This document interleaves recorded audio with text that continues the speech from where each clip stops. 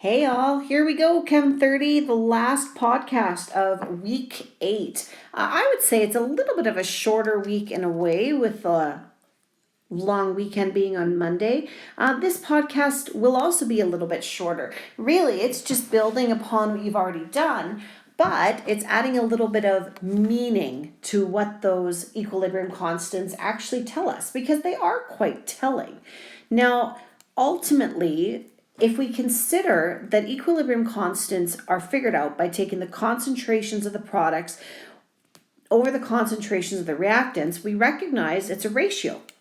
Now, ratios always involve situations where when one either numerator or denominator increases, then that's going to make the constant also increase or decrease. In one situation with the numerator, we have what's called a direct relationship, where one increases, the other increases.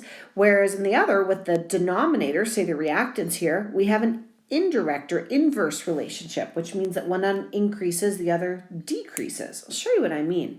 Now, ultimately, when you have an equilibrium system where the reactants are favored, then proportionately, we're going to end up with more reactants than products, right? So if we consider this is our system, right? We've got reactants and we have it at equilibrium, so our two-way arrows to the products. This is a scenario where the reactants going this direction is favored, okay? So it favors this side. I'm not saying there aren't any product concentrations at all. Of course there are, but the reactants are favored. Now, we know this is a situation, there's a little bit of memorization work into this, but it's logical. If the equilibrium constant is relatively small. Now, when I say relatively small, I can give you even more guidance to it. Essentially, we're looking at a number much less than 1, okay? Significantly smaller than 1. This is a small value. And even honestly, guys, anything less than 1. If we have 0.75, that's considered a equilibrium system that favors the reactants. Ultimately, for this to be the situation, you will see that when the products, like an equilibrium law, concentration, are over the reactants, and if the concentration of the reactants goes up, then that will have an inverse impact on the equilibrium constant. So the equilibrium constant will go down. It'll be a small one, okay? How small? Less than 1. Let's look at the next scenario. What if we have a circumstance where we've got our reactants and we've got our two-way equilibrium to our products, but instead, circumstantially, the products are favored. Okay, in this scenario, where products are favored, then naturally we have more product than we do reactant. So once again, think about that equilibrium law. The equilibrium constant is equal to the concentration of the products over the concentration of the reactants. If we increase the concentration of the products, this is now a direct relationship. So that increasing will directly increase the equilibrium constant too. In this circumstance, you will see a relatively large equilibrium constant. And honestly, when this happens, guys, it's much larger than 1. Like you could end up with an equilibrium constant in the thousands, and that happens. That's okay. Okay, and vice versa, when we were talking about the small one, you could end up with a seriously small one. We could have something like 6.2 times 10 to the negative 7, right? Like a really small number, hence saying reactants are favored. So we're talking about potentially very large or potentially very small numbers. One more situation. What if neither the reactants nor the products are favored? Oh, so they're still at equilibrium. But in this circumstance, we have relatively equal quantities of reactants and products. And this happens. When this occurs, it's a pretty logical explanation. We end up with, for case C, the concentrations of those reactants ending up being essentially equal to the concentrations of the products, in which case they cancel each other out. Well, what is one thing written over itself? It's 1.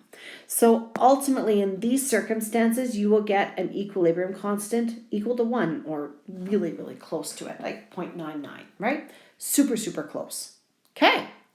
Now, what does this mean? Well, when you calculate an equilibrium constant, you can then look at the value and interpret what it means in terms of a favoring in the reaction. If you see a number less than 1, it favors the reactants. If you see a number greater than 1, it favors the products. If you see a number equal to 1, it favors neither. Check it out. Here's your question. First, calculate the equilibrium constant. Then, figure out the equilibrium position. That position is the prediction. Favors reactants, favors products, favors neither. So we need to start these values, the concentrations at equilibrium. And at this point, all we have it for is for the hydrogen chloride gas. How do we do this? Same process, guys. The hydrogen chloride gas starts at 0 and then it increases to 0.12. So this needs a plus. Plus how much? 2x because of that coefficient on the hydrogen chloride. Okay, what does that mean then? Well, we're going to have 0.00 moles plus 2 x's in order to equal 0.12 moles per liter.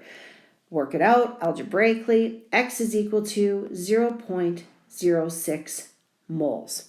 All right. Now, if that's our X, we can now apply that into the reactants. If HCl concentration goes up, and that's the product, the reactants have to go down. Both of them are going down by a factor of 1x because both of them have a coefficient of 1 in the front. Subtract 0.06 from both of those, we end up for the H2 gas, the hydrogen gas, 0.54 moles per liter. And for the chlorine gas, we have 0.38 moles per liter.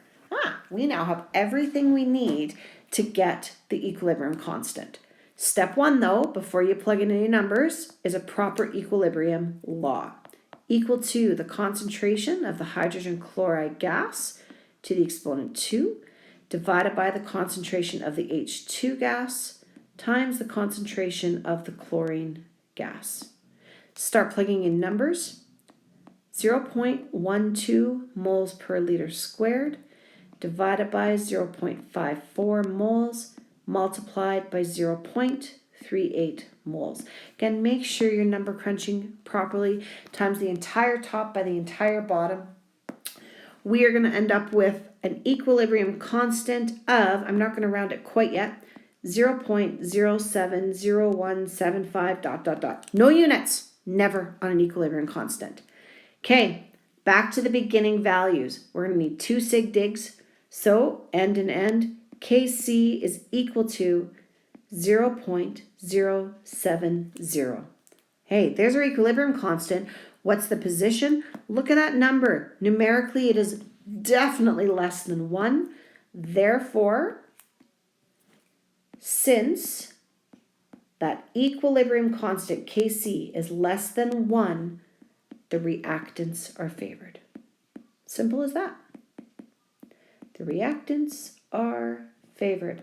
And there you have it, guys, how to interpret the value of the equilibrium constant in order to predict the position of the equilibrium. Done and done.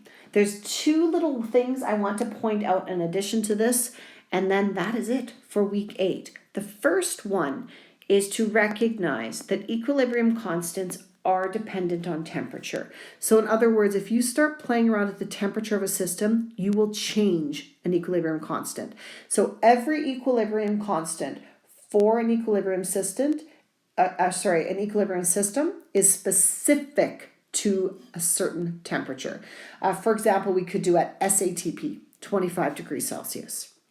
That means as soon as you change the temperature, you're changing the value of Kc, okay? That's important. Next one is Kc, the equilibrium constant, doesn't tell you anything about how quickly we get to equilibrium. It could go almost instantly to equilibrium. It could take days to get to equilibrium. The value of Kc, very large, very small, has nothing to do with how quickly you get to it. So a large equilibrium constant doesn't necessarily mean it's reached quickly. Maybe it is, but it's just as likely to not be.